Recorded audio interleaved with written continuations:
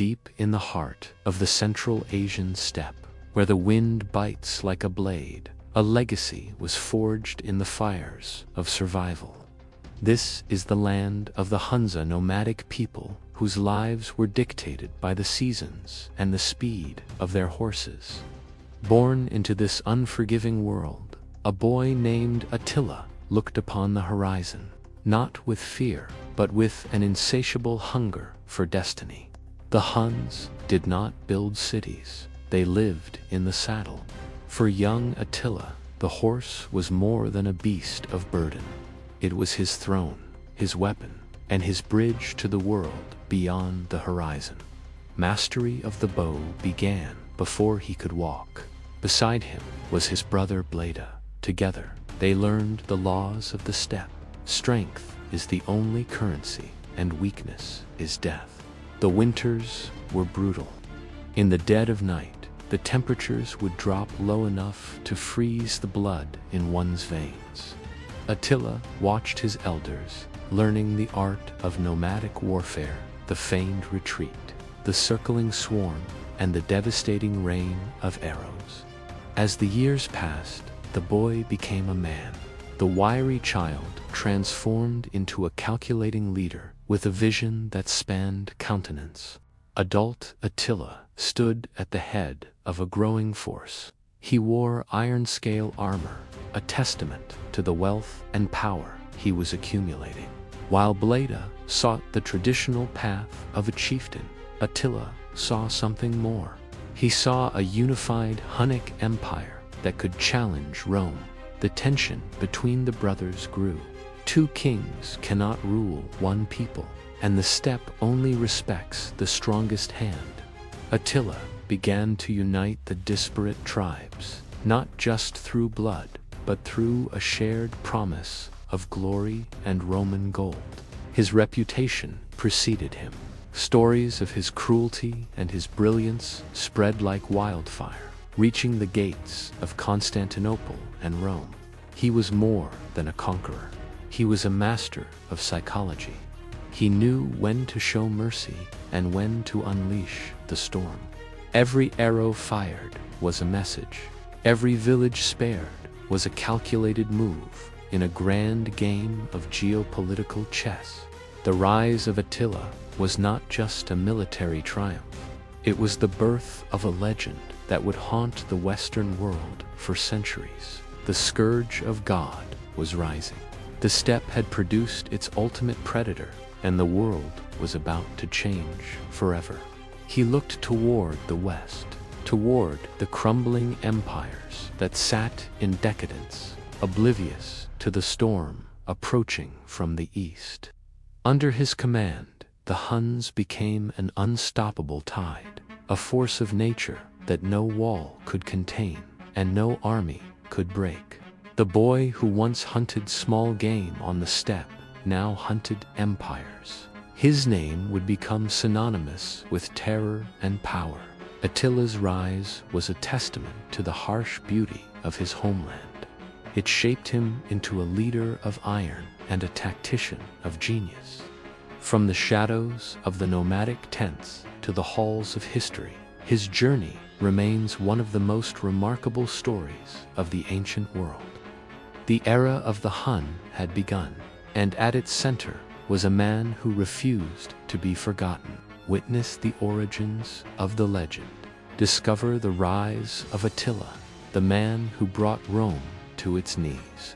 A leader born of the steppe, a conqueror made of fire. Attila, the great steppe sea of grass stretching into eternity, where the wind never stops and the horizon offers no shelter. This was the cradle of a new kind of power. Here, a child was born who would eventually bring empires to their knees. Young Attila did not learn to walk, he learned to ride. For a Hun, the horse was not an animal, but an extension of the soul. He practiced the art of the ghost rider, leaning low against the horse's flank to vanish from the sight of imaginary enemies. With no reins to hold him back, his hands were free for the weapon that would redefine warfare. the composite bow. In one smooth motion, he would rise and release. A strike from the shadows of a thundering gallop, precise and lethal. His eyes reflected more than just the campfire's glow. They reflected a cold, calculated focus that unsettled even his elders. The Huns did not fight like men.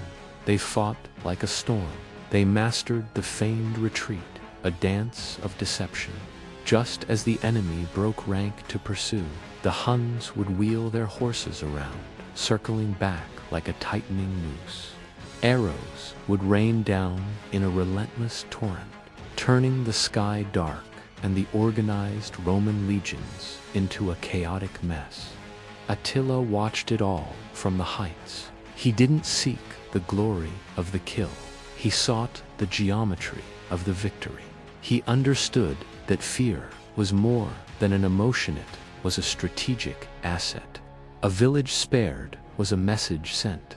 Beside him stood Bleda, his brother. Bleda was a storm of iron and muscle, believing that power was found in a shout. But Attila knew better. While Bleda roared at the horizon, Attila was already measuring the distance to the Roman gates. His ambition was a sharpening blade, kept hidden in the sheath of patience, waiting for the perfect moment to strike. The Roman frontier, once an impassable wall of stone and pride, now trembled. The shadows of Hun riders grew longer every day.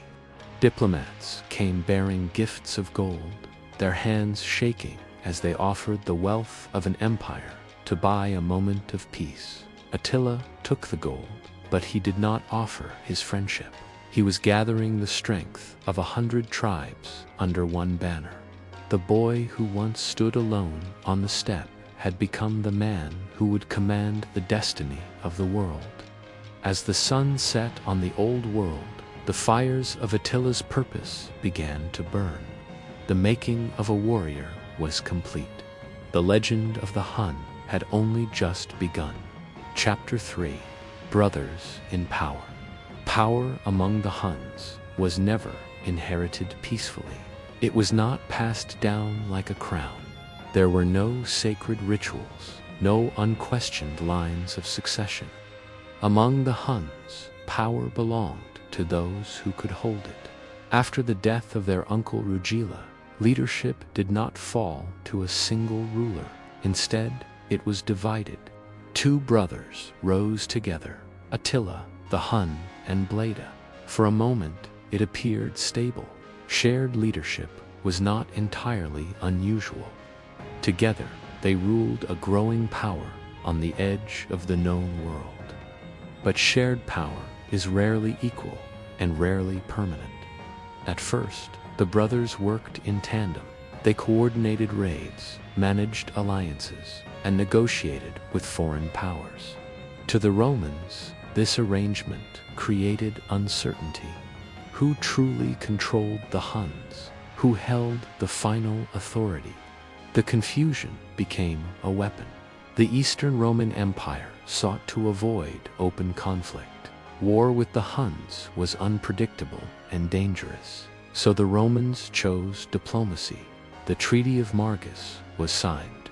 Romans agreed to pay a substantial annual tribute and return fugitives in return for peace. For Attila, this treaty was a lesson.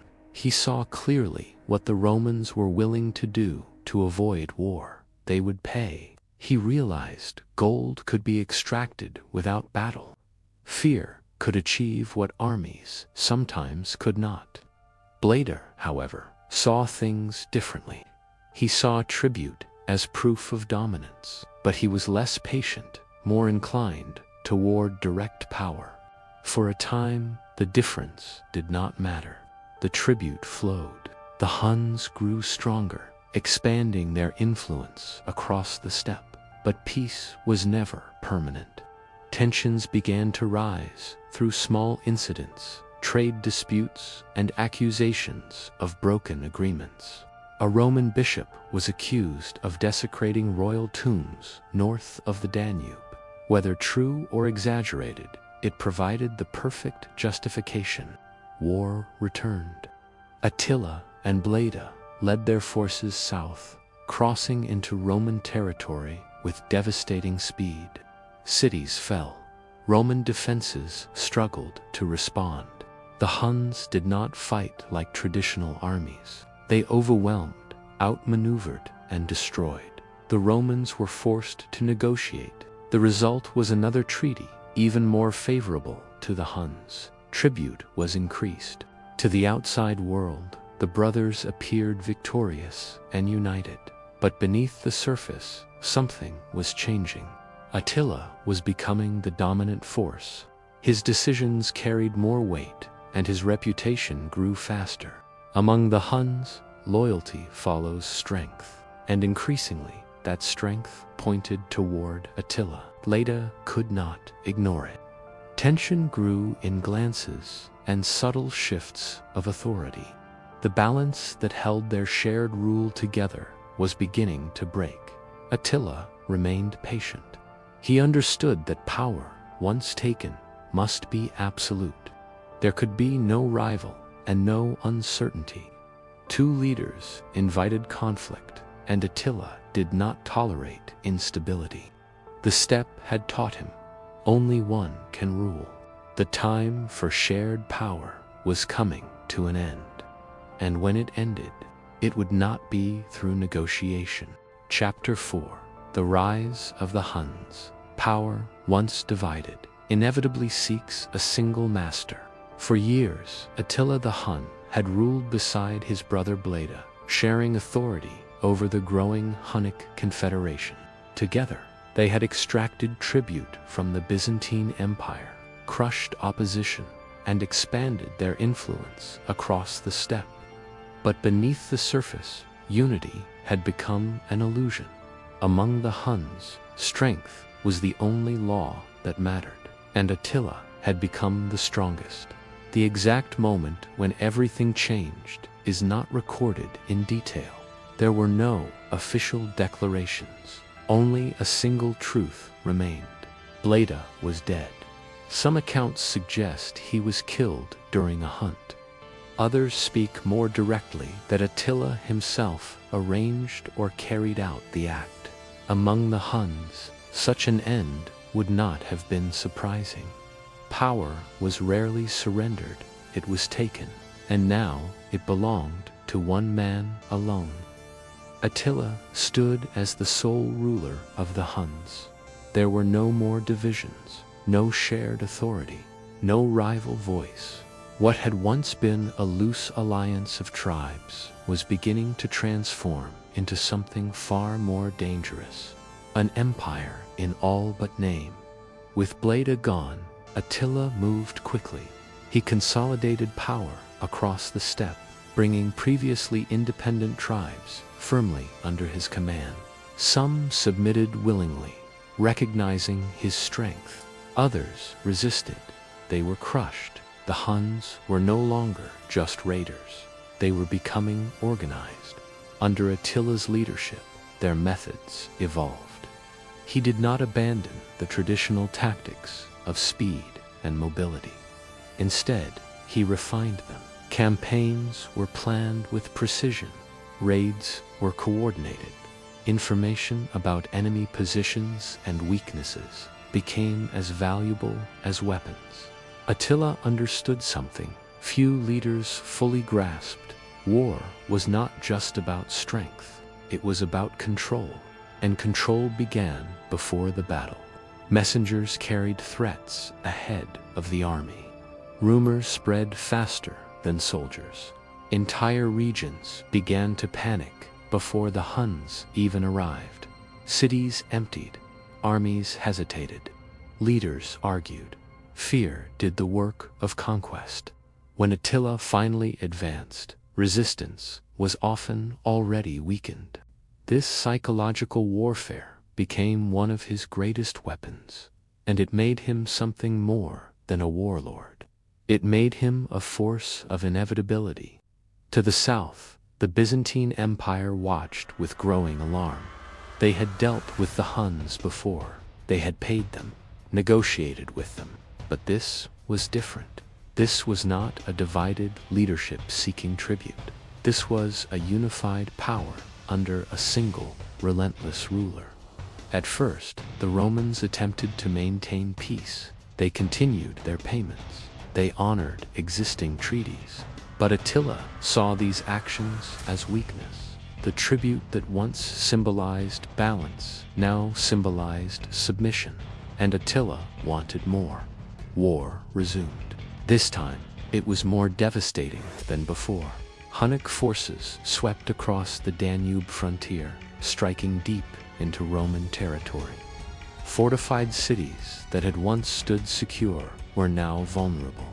The speed of the attacks overwhelmed Roman defenses.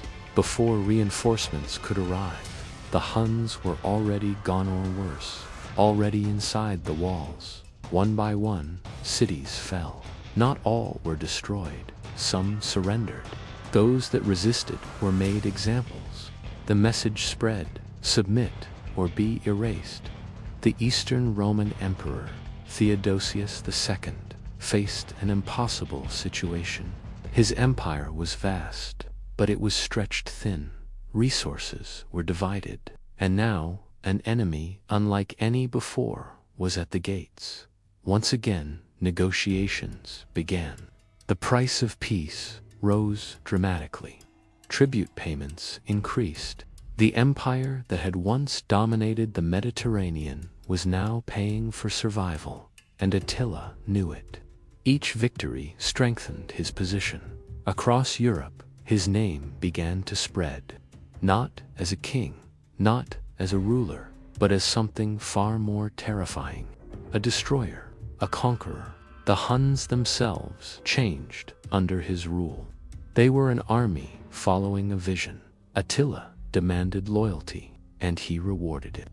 This merit-driven structure made his forces more effective, more disciplined, and more dangerous than ever before. But perhaps Attila's greatest strength was not in how he fought. It was in how he thought. He did not see the Roman Empire as invincible, divided between East and West, dependent on diplomacy, afraid of chaos. And Attila was the embodiment of chaos. By the time his campaigns against the Eastern Empire reached their height, entire regions had been devastated. Cities burned, populations displaced. The balance of power in Europe was shifting, and at the center of that shift stood one man. But even as he dominated the East, another opportunity began to emerge. To the west lay a different Roman world, weaker, more divided. Now he began to look further, because conquest, once begun, does not stop. And soon Attila would turn to war, a war that would decide the fate of Europe. Chapter 5. Rome pays tribute. Power reveals itself not only on the battlefield, but in what your enemies give you to avoid one. By the time Attila the Hun secured his rule, the balance between his world and the Byzantine Empire had shifted completely. No longer were the Huns merely a threat beyond the frontier.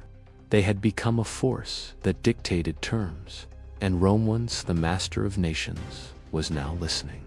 For years, the empire tried to contain the Huns through diplomacy. Gold was sent north. Envoys were dispatched. Treaties were signed. At first, these arrangements were presented as mutual agreements, but under Attila, the illusion of equality vanished. This was submission. The Romans understood the danger. Their cities along the Danube had already suffered. Fortifications, once symbolizing security, had proven vulnerable. Each campaign brought destruction deeper into imperial territory. Villages burned, trade routes collapsed, entire populations fled before the approaching storm. The empire chose what it believed was the lesser of two evils. It paid. Under new agreements, the annual tribute demanded by Attila increased dramatically. Gold flowed from Constantinople into the hands of the Huns. It was not a gift or a sign of alliance. It was a price for peace, time, and survival. To the Roman leadership, this was a strategic necessity. War with the Huns was unpredictable and devastating. But to Attila, each shipment of gold was proof that the mighty empire feared him, proof that he held power over a civilization that once claimed dominance over the known world. He maintained pressure. When payments were delayed, he responded with raids. When agreements were questioned, he responded with threats. This created a cycle. Fear led to payment. Payment led to temporary peace. Peace led to complacency, and complacency led to vulnerability. Theodosius II faced constant pressure. Some argued for resistance. Others insisted that continued payment was the only way to avoid catastrophe. Attila grew stronger. The wealth extracted from Rome was used, distributed among his warriors, invested in loyalty, converted into power. Rome was not just funding its own survival. It was funding the growth of its greatest threat. Attila's ambitions extended beyond tribute. He wanted recognition, dominance, control, and he began to test the limits of Roman endurance.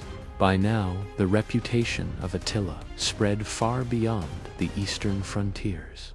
In the west, his name was spoken with growing concern. If the wealthy East could be forced into submission, what chance did the West have? The question lingered, unanswered, uncomfortable. Attila turned his attention toward new lands, because tribute was never the end. It was only the beginning. Power shared is power weakened. Among the Huns, this truth was not debated. It was understood. For years, Attila the Hun and his brother Bleda had ruled together, leading their people through war, negotiation, and conquest. To outsiders, especially the diplomats of the Byzantine Empire, this dual leadership was confusing. To the Huns, it was temporary, because no matter how strong the alliance, only one could rule. At first, the balance had held. Bleda commanded respect through strength and tradition. He embodied the old ways of the step-direct, forceful, unyielding. Attila, on the other hand, had become something different, more patient, more calculating, more dangerous. Where Bleda saw immediate victory, Attila saw long-term control. Where Bleda demanded dominance, Attila engineered it. And slowly, without open conflict, the balance between them shifted. Victories were increasingly attributed to Attila's strategies. Allies gravitated toward his leadership. Warriors followed his commands with growing confidence. Even in negotiations with Rome, Attila's influence became more pronounced. Bleda could see it, and he could feel it. Power was slipping, not taken by force, but drawn away by something harder to fight: respect. Among the Huns, loyalty was not given freely, it was earned, and increasingly, it was earned by Attila. Tension grew. At first, it appeared only in small disagreements, differences in strategy, in priorities. Then, the disagreements became sharper, more frequent, more personal to rulers, one rising, one fading, and no system designed to contain the conflict between them. In the world of the steppe, such a situation could not last. The answer came not on a battlefield, but in silence. Bleda died. The circumstances remain unclear. Some accounts claim it happened during a Hunton accident in the wild, far from witnesses. Others suggest something more deliberate, a planned act, a necessary removal. Attila stood alone, the sole ruler of the Hunnic people. No rivals, no equals, no uncertainty. The transition was swift. There was no rebellion, because by the time Bleda died, the outcome had already been decided. The warriors, the tribal leaders, the commanders, they had already chosen, and they had chosen Attila. The structure of power within the Huns shifted from shared leadership to centralized command. For the first time, the Huns were not just a confederation. They were a unified force under a single will, and that will belonged to Attila. Attila no longer needed to compromise. Every decision, military, political, strategic, flowed from him alone. The death of Bleda marked more than a change in leadership. It marked a transformation. Before, the Huns had been dangerous. Now they were directed. Before, they had been powerful. Now they were focused. And in Attila's hands, that focus became something relentless. To the Romans, the shift was immediately noticeable. The man they were dealing with was no longer one of two rulers. He was the ruler. He was not interested in maintaining balance. He was interested in control. Attila did not wage war randomly. He waged it with purpose. Each campaign had a goal. Each demand had a calculation. The death of Bleda also revealed something deeper about Attila. He was not bound by sentiment, not by blood. If power required sacrifice, then nothing was beyond sacrifice. This realization would echo far beyond the steppe, because a man who would remove his own brother for power would show no mercy to his enemies, and Attila's enemies were many. All of them would soon face the same question: submit or be destroyed, because now there was nothing left to restrain him. No equal, no rival, no brother, only Attila. Chapter 7. The Scourge Awakens. There are moments in history when a man becomes more than a man, when his name stops belonging only to him and begins to belong to fear itself. After the death of Bleda, there was no longer any doubt. Attila the Hun stood alone at the head, no rival, no equal, no restraint. And with that absolute power, something changed, not just in the structure of the Huns, but in the scale of what they would become. The campaigns that followed were not mere raids. They were not temporary incursions. They were calculated, relentless offensives designed to break an empire. To the south, the Byzantine Empire stood as the first target. For years, it had paid tribute. For years, it had negotiated. For years, it had hoped to contain the threat. But Attila had learned everything he needed to know. He knew their strengths. He knew their weaknesses. And most importantly, he knew their fear. The pretext for renewed war came easily. Disputes over tribute, accusations of treaty violations, conflicts along the Danube frontier. It did not matter whether these claims were entirely true. They were useful, and Attila used them. In the year 441, the storm broke. Hunnic forces crossed the Danube in force, striking deep into Roman territory with a speed that shattered expectations. Cities that had stood for generations fell in days. Fortifications, once believed unbreakable, were overwhelmed. The Roman defensive system, carefully constructed over decades, collapsed under pressure it had never been designed to withstand. Among the cities that suffered was Sirmium, a key stronghold in the Balkans. Its fall sent shockwaves through the empire. If Sirmium could be taken, what could not? The answer increasingly seemed to be nothing. Attila's armies moved with terrifying efficiency. They did not linger. They did not hesitate. They struck, destroyed, and advanced. Each victory fed the next. Each success amplified the fear spreading across the region. Refugees fled southward, carrying stories of devastation. Stories of cities burned, of armies crushed, of an enemy that could not be stopped. Fear traveled faster than any army, and it prepared the ground for conquest. By the time the Huns approached a new target, resistance was often already weakened. Leaders argued over strategy, citizens panicked, defenses faltered, and Attila pressed forward. The Roman response was fragmented. The empire was vast, but its resources were stretched. Troops were redeployed from other regions. The Eastern Roman Emperor, Theodosius II, faced a crisis unlike any before. His empire was under direct assault, not by a rival empire with predictable strategies, but by a force that thrived on unpredictability. Traditional Roman tactics, fortifications, disciplined infantry formations were ill-suited to counter the fluid, fast-moving warfare of the Huns, and Attila knew it. He avoided prolonged sieges when unnecessary. He bypassed strong points to strike at weaker targets. He disrupted supply lines. He forced the Romans to react constantly, always one step behind, always on the defensive. In 443, the devastation reached its peak. Hunnic forces advanced again, pushing deeper into imperial territory than ever before.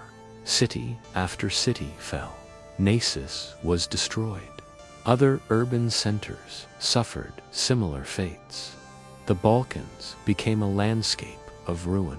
The cost was staggering, not just in lives, but in confidence. The illusion of Roman invincibility was gone, and in its place stood a terrifying reality. The empire could be broken. Faced with this catastrophe, the Romans had little choice. They sued for peace. The resulting agreement was harsher than anything before. Tribute payments were increased dramatically. Territories were abandoned. Conditions were imposed that further weakened Roman control. Once again, gold flowed north. But this time, the meaning was undeniable. This was not diplomacy. This was survival. And Attila understood exactly what he had achieved. He had not merely defeated Roman armies. He had shattered Roman certainty. It was during this period that Attila earned the name that would echo through history, the Scourge of God. To some, it was a title of fear. To others, a divine explanation for disaster. A belief that Attila was an instrument of punishment, sent to humble an empire grown too powerful, too complacent, too confident. Whether Attila believed this himself is unknown, but he understood its value. A man feared is dangerous. A man believed to be unstoppable is unstoppable. The legend grew, and with it his power. But even as the Eastern Roman Empire bent, Attila's ambitions did not end. Because beyond the lands already scarred by his campaigns lay a different prize, the Western Roman Empire. Attila had awakened something within himself, not just the drive to conquer, but the certainty that he could. And once that certainty takes hold, it does not fade, it expands toward new lands, new wars, and a confrontation that would decide the fate of Europe itself. Chapter 8: The Invasion of Gaul.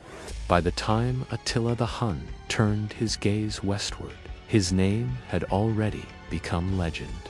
In the east, the Byzantine Empire had been broken, humbled, and forced into submission through gold and fear. Cities had fallen, armies had failed. The illusion of Roman invincibility had been shattered. But the West was different. The Western Roman Empire was not merely weakened, was fractured. Internal rivalries divided its leadership. Alliances were fragile. Authority was uncertain. And in that uncertainty, Attila saw opportunity. The spark that ignited the invasion came not from war, but from a message, a letter. According to later accounts, Anuria, sister of the Western Roman Emperor, secretly sent a plea for help to Attila. With the letter, she sent a ring. To Attila, this was more than a request, it was a claim. He interpreted it as a proposal of marriage and, with it, a right to half of the Western Roman Empire as dowry. Whether this was her intention or not did not matter. Attila now had justification, and he would use it. He demanded that Valentinian III recognize the claim. The emperor refused. There would be no marriage, no dowry, no concession. And so, in 451, Attila moved. The invasion of Gaul began.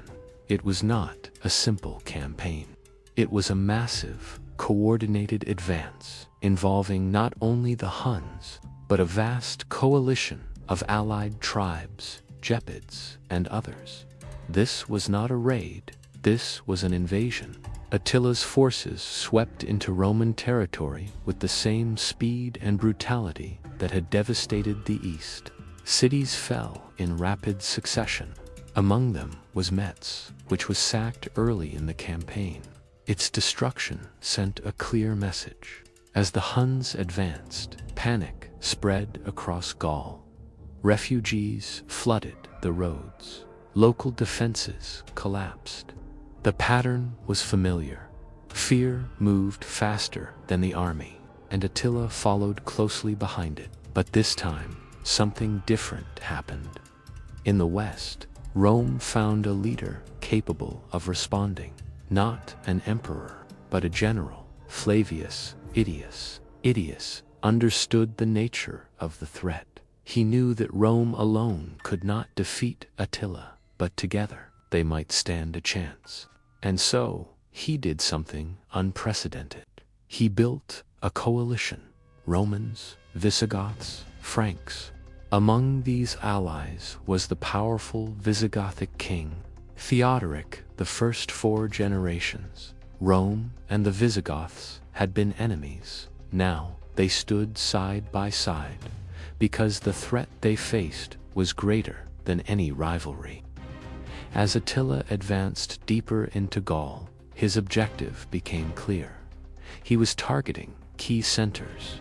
One of them was Orleans. If it fell, the path into the heart of Gaul and beyond be open. The city came under siege. For a moment, it seemed inevitable that it would fall like the others. But time, for once, was not on Attila's side.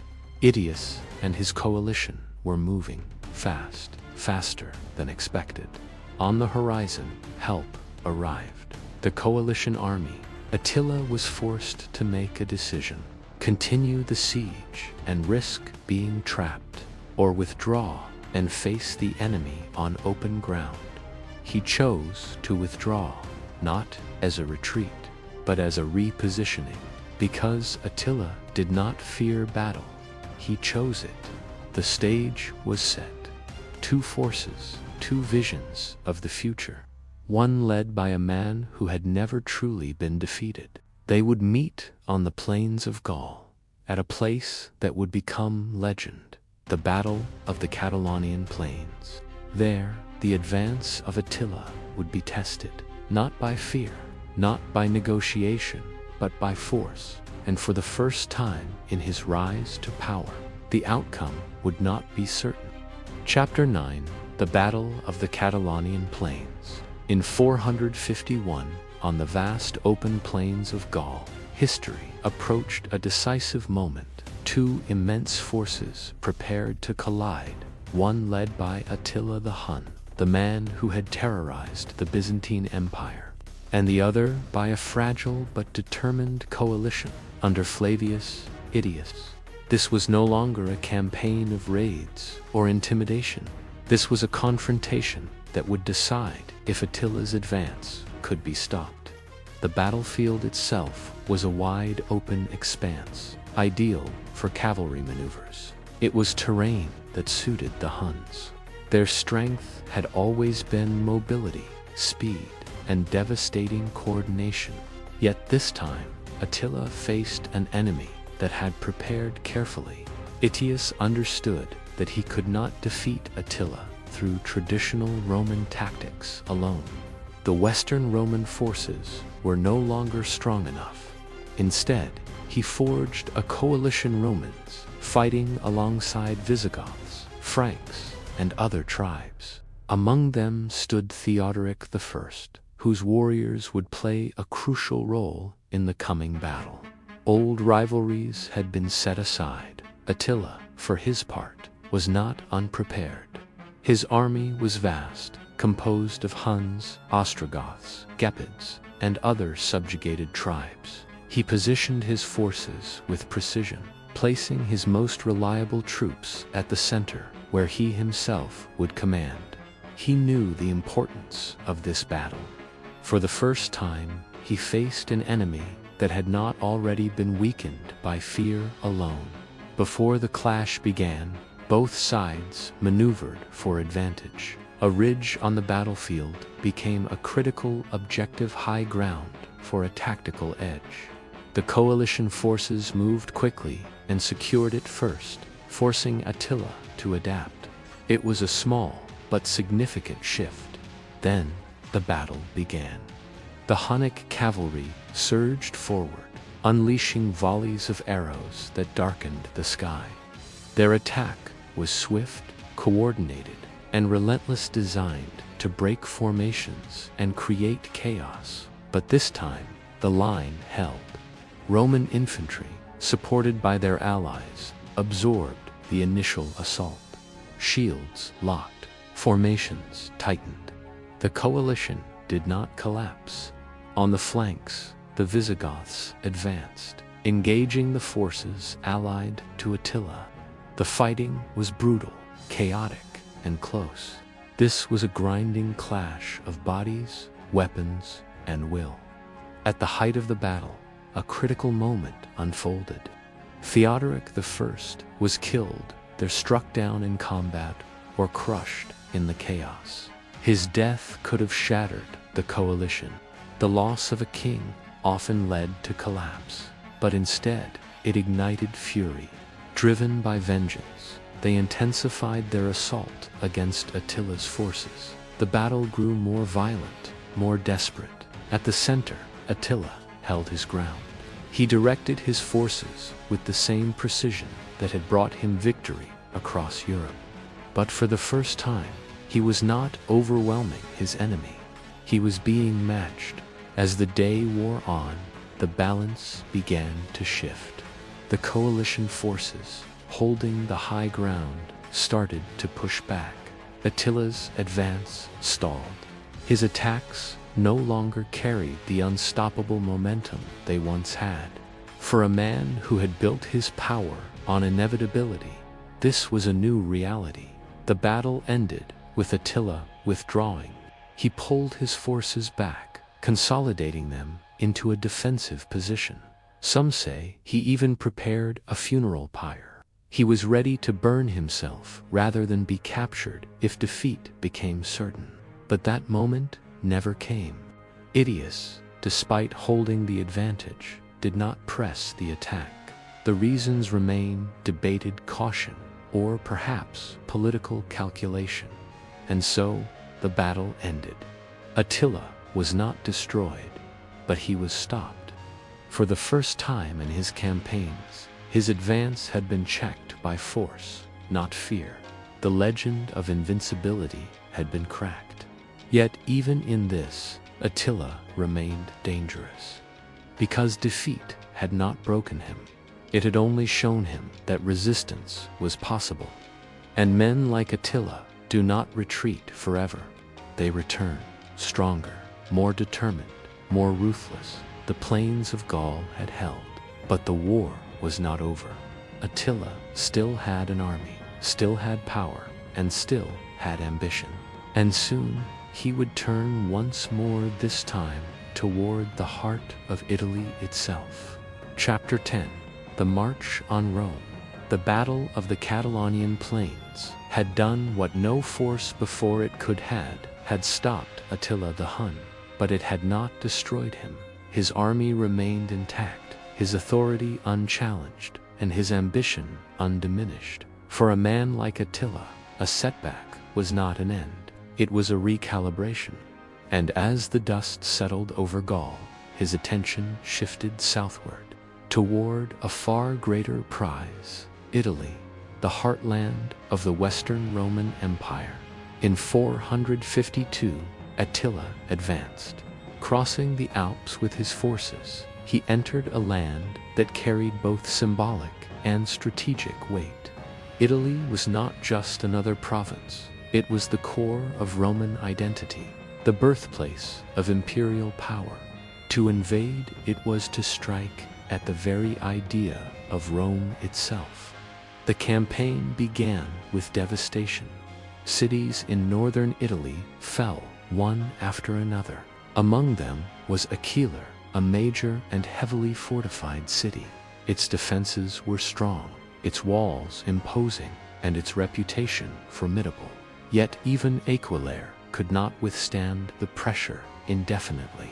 After a determined assault, it was destroyed so thoroughly that its ruins were barely recognizable. Its fall sent shockwaves throughout the region. If Aquilare could fall, what hope did the rest of Italy have? Panic spread rapidly. Refugees fled southward, abandoning homes, cities, and livelihoods. The roads filled with those seeking safety, carrying with them stories of fire, slaughter, and an unstoppable enemy moving ever closer. Roman resistance was weak.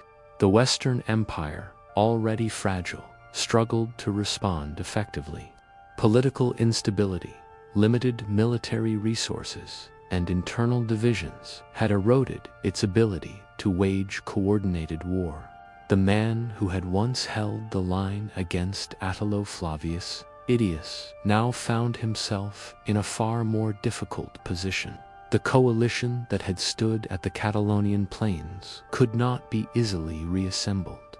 Allies had returned to their own concerns. Unity had been temporary, and Attila knew it. He advanced deeper into Italy, encountering little organized resistance. Cities surrendered or were abandoned. Others suffered the consequences of defiance. The pattern of fear repeated itself. Yet, as powerful as Attila was, this campaign was different. Italy was not Gaul. The terrain was more difficult. Supplies were harder to maintain. The campaign stretched his forces further than before. Disease began to spread among his troops. Famine threatened. Even the most formidable army could not ignore such pressures indefinitely. Still, Attila pressed on. Rome itself lay ahead, the eternal city, the symbol of an empire that had once ruled the known world. To reach Rome would be the ultimate demonstration of his power. But as he advanced, something unexpected occurred. Rome did not send an army. It sent a delegation. At its head was a man who held no sword, Pope Leo I, known later as Leo the Great. He met Attila in person. The details of their meeting remain shrouded in mystery. There are no definitive records of what was said, yet the outcome is undeniable. Attila did not march on Rome. He withdrew. Why?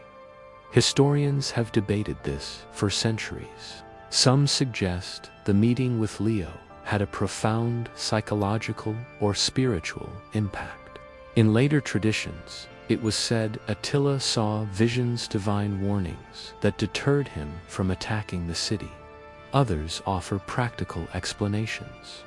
His army was weakened by disease. Supplies were running low. The Eastern Roman Empire had begun to mobilize forces, threatening his rear. The risks may have outweighed the gains. Most likely, the decision was not based on a single factor. Attila was not a man ruled by superstition alone, nor by impulse. The meeting with Pope Leo I may have provided a convenient and symbolic moment to justify a strategic withdrawal, and so Attila turned back. The man who had terrorized empires did not take the city. Rome was spared, not by strength, not by victory, but by a decision, Attila's decision. Yet this was not a defeat. He left Italy with his army intact, with his authority unbroken, with his legend still alive. But something had changed. The momentum was beginning to slow. The resistance he had faced had shown that he was not unstoppable. Attila had come closer than any outsider in centuries to threatening the heart of Rome, and yet he had turned away, not because he could not destroy it, but because even he recognized limits. Limits of time, of resources, of power. Chapter 11. The Death of Attila. The man who had shaken empires did not fall in battle. After the campaign in Italy, Attila the Hun returned to his lands, still powerful, still feared, still unquestioned as ruler of the Huns. He had marched into the heart of the Western Roman Empire, forced its people into panic, and withdrawn on his own terms. To his followers, nothing had been lost. To his enemies, nothing had truly been resolved. Attila remained what he had always been, a force waiting to strike again. And yet, the end did not come with an army. It came in silence. In 453, Attila took a new wife, Ildiko. The marriage was celebrated in the traditional Hunnic way, with feasting, drinking, and displays of wealth and power. That night, he entered his chamber, and by morning, he was dead. The circumstances of his death remain one of history's most haunting mysteries. According to the Roman historian Priscus, Attila died from a sudden hemorrhage, possibly a severe nosebleed that occurred while he slept. Having drunk heavily during the wedding feast, he was unable to wake or react. The blood, no blade, no battlefield, no enemy, just a silent, unexpected end. Other accounts suggest darker possibilities: assassination, perhaps even by Ildiko herself. But there is no solid evidence. When Attila's body was discovered, the reaction was immediate: shock, disbelief, grief. Warriors cut their hair and wept openly, because a great warrior should not be mourned with weakness. He should be honored with sacrifice. Attila's funeral was as mysterious as his death. His body was placed within a series of coffins, gold, silver, and iron. He was buried in secret, his resting place hidden to prevent desecration. Legend says those who buried him were killed, so the location remained a secret. And thus, even in death, Attila remained beyond reach. But the consequences could not be hidden. Without him, the unity began to fracture. His sons inherited a volatile structure. Rivalries emerged. Subjugated tribes saw an opportunity to break free. The empire Attila had built started to collapse from within. For Rome, the news was met with relief. The greatest threat had vanished, not through victory, but through fate.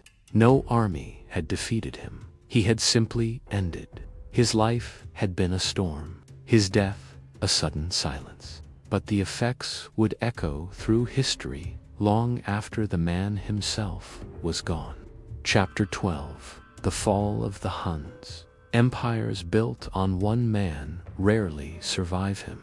When Attila the Hun died in 453, the silence he left behind was not peace, it was instability. What he had forged through fear, brilliance, and absolute authority now faced its greatest test: survival without him. The Hunnic Empire had never been a traditional state. It had no fixed capital, no permanent institutions. It was a confederation held together by strength, sustained by success, and dominated by the will of one man. With that will gone, everything began to fracture. Attila's son Selig, Dengizic, and Erneken inherited his power, but not his authority. Leadership was divided. Control was uncertain. Rivalries emerged almost immediately. Eloch, the eldest, attempted to take his father's place as supreme ruler. But the world he inherited was not the same as the one Attila had commanded. The tribes that had once submitted out of fear now saw opportunity, because fear does not survive the death of the one who creates it. Among the most powerful of these subject peoples were the Gepids, led by Under Attila, they had been loyal, fierce warriors who fought alongside the Huns in campaigns across Europe. But loyalty had always had a condition: strength. Without Attila, that condition no longer held. Ardaric and others began to resist, not quietly, not cautiously, but openly. What followed was not a rebellion in the traditional sense. It was a collapse. The decisive moment came at the Battle of Nadau. There, the former allies of the Huns turned against their former masters. A coalition of Germanic tribes, Gepids, Ostrogoths, and others faced the forces of Attila's sons in a battle that would determine the fate of the empire. It was a brutal confrontation. But unlike the battles fought under Attila, this one lacked unity on the Hunnic side. Leadership was divided. Coordination faltered. The advantage they once held, speed, cohesion, fear, was gone. Eloch was killed, and with him, the illusion of continuity died as well. The Hunnic forces were defeated, not by Rome, not by a single great empire, but by those they had once ruled. After Nadau, the collapse accelerated. Tribes that had been bound to the Huns broke away. Alliances dissolved. Territories were lost. What had once been a dominant power, stretching across much of Europe, fragmented into scattered groups, struggling to maintain influence. Dengizic attempted to restore Hunnic strength. He launched campaigns against the Byzantine Empire, hoping to reassert dominance through force. But the world had changed. The empire he faced was no longer paralyzed by fear. It had recovered, adapted, and fortified its defenses. Dengizic was defeated and eventually killed. Ernak, the youngest, chose a different path. Rather than pursue lost glory, he led a portion of the Huns eastward, settling and integrating into new regions. His survival came not through conquest, but through adaptation. And so, within a generation of Attila's death, the Hunnic Empire was gone, not conquered, not overthrown in a single decisive war, but dissolved. What remained were fragments, echoes of a power that had once shaken the world. Yet to say the Huns disappeared would be misleading.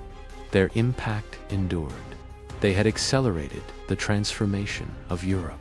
Their invasions had destabilized the Roman world, contributing to the weakening of the Western Roman Empire, which would fall only a few decades later.